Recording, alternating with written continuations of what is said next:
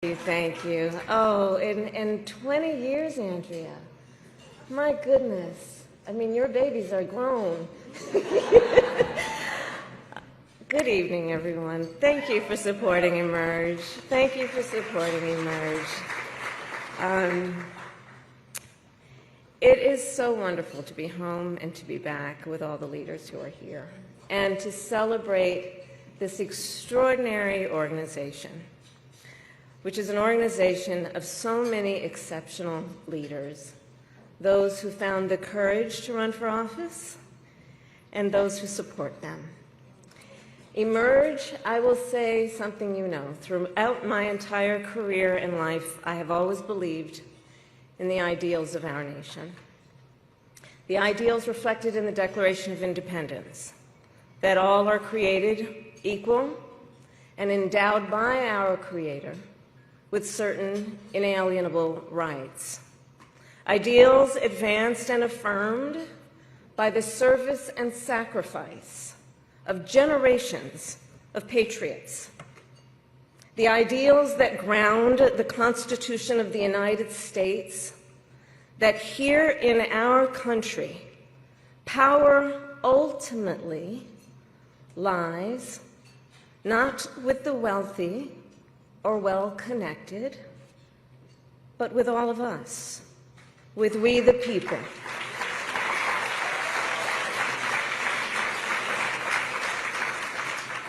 Now, of course, I recognize that America has never fully lived up to these ideals, that for all the gains we've made, the American dream has for decades been slipping further out of reach for so many, and that the American people deserve leaders who make their lives better and make our country stronger.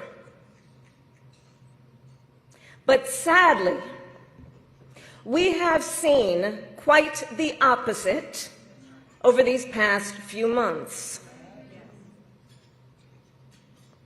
Now, I know tonight's event happens to coincide with the 100 days after the inauguration, and I'll leave it to others to give a full accounting of what has happened so far. But I will say this. Instead of an administration working to advance America's highest ideals, we are witnessing the wholesale abandonment of those ideals.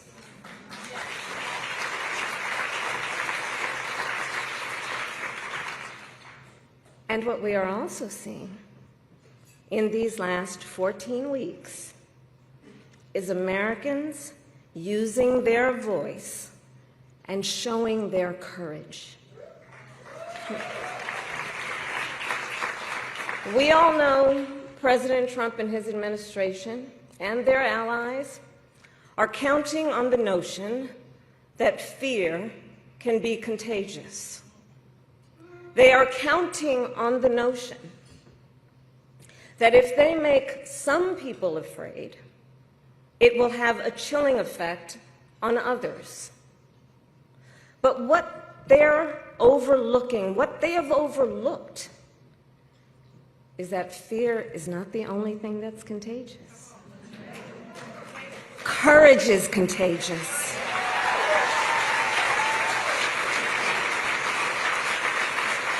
The courage of Americans who are banding together in the face of the greatest man-made economic crisis in modern presidential history. Americans across the political spectrum who are declaring that the president's reckless tariffs hurt workers and families by raising the cost of everyday essentials, devastate the retirement accounts that people spent a lifetime paying into, and paralyze American businesses, large and small, forcing them to lay off people to stop hiring or pause investment decisions. The courage of Americans we are seeing who are rallying at Social Security offices to protect their hard-earned benefits. Of Americans who are speaking out to say, it is not okay to violate court orders. Not okay. Saying it is not okay to detain and disappear American citizens or anyone without due process.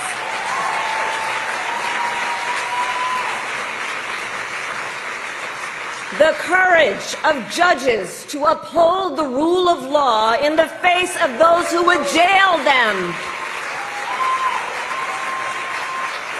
Of universities that are defying unconstitutional demands that threaten the pursuit of truth and academic independence.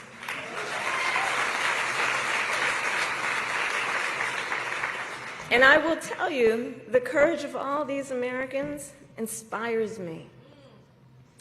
And I have been inspired by the movements like the one in Wisconsin that put Susan Crawford on the Supreme Court, by the State of the People Power Tour that is aiming to ignite a grassroots movement to lift up voices and advance freedom and justice, and by leaders across the spectrum, including congressional leaders like Cory Booker, Chris Van Hollen, Chris Murphy, Jasmine Crockett, Maxwell Cross, AOC, and Bernie Sanders. All who, in different ways, have been speaking with moral clarity about this moment. So here's one of the other things I wanted to talk about tonight and to highlight. So look, some people are describing what's been happening in recent months as absolute chaos. And of course I understand why. And it's certainly true of those tariffs. Tariffs that, as I predicted, are clearly inviting a recession. But friends, please let us not be duped into thinking everything is chaos.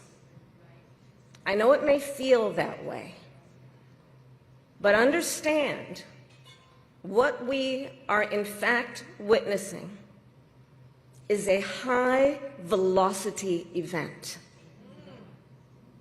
where a vessel is being used for the swift implementation of an agenda that has been decades in the making. An agenda to slash public education. An agenda to shrink government and then privatize its services. All while giving tax breaks to the wealthiest among us. By the way, an agenda that is not lowering costs, not making life more affordable, and not what they promised. It's an agenda, a narrow, self-serving vision of America, where they punish truth tellers, favor loyalists, cash in on their power, and leave everyone to fend for themselves, all while abandoning allies and retreating from the world. And folks, what we are experiencing right now is exactly what they envisioned for America. Right now, we are living in their vision for America. But this is not a vision that Americans want. We are living in a moment when the checks and balances upon which we have historically relied have begun to buckle. And we here know that when the checks and balances ultimately collapse, if Congress fails to do its part, or if the courts fail to do their part, or if both do their part, but the president defies them anyway, well, friends, that is called a constitutional crisis. And that is a crisis that will eventually impact everyone. Because it would mean that the rules that protect our fundamental rights and freedoms, that ensure each of us has a say about how our government works, will no longer matter. And if that happens, the one check, the one balance, the one power that must not fail is the voice of the people.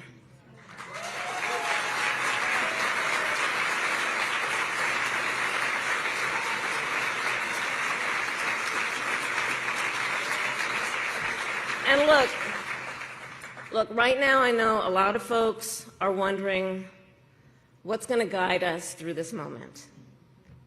How are we all going to figure out how to chart the course?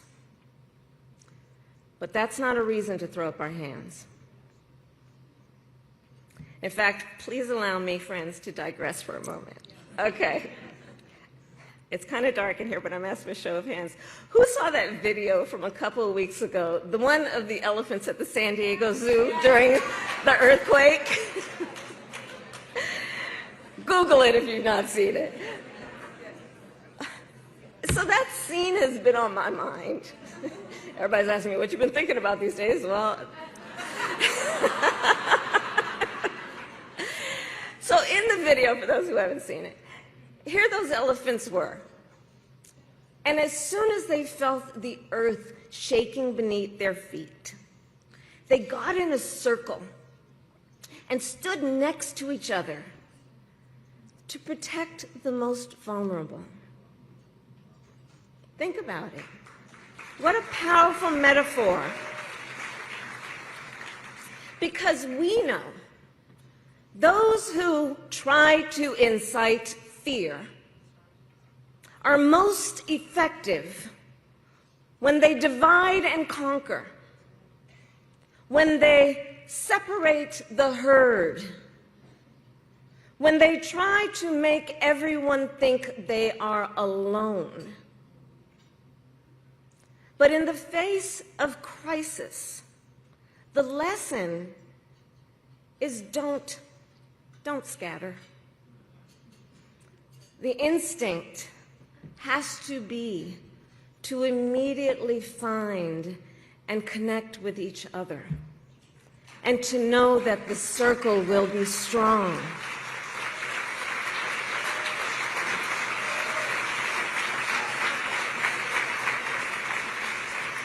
So I'll end with this. I am not here tonight to offer all the answers, but I am here to say this. You are not alone, and we are all in this together. And straight talk, things are probably going to get worse before they get better. But we are ready for it. We are not going to scatter. We are going to stand together, everyone a leader, and emerge. You have a special role to play. Organizing is as important as ever. Mobilizing is as important as ever. Running for office is as important as ever. So please, everyone here, please keep doing what you are doing. And to everyone, let's lock it in. Lock it in. Gear up for the hard work ahead. And please, always remember, this country is ours. It doesn't belong to whoever is in the White House. It belongs to you. It belongs to us. It belongs to we, the people. Thank you. God bless you, and God bless America. Thank you all.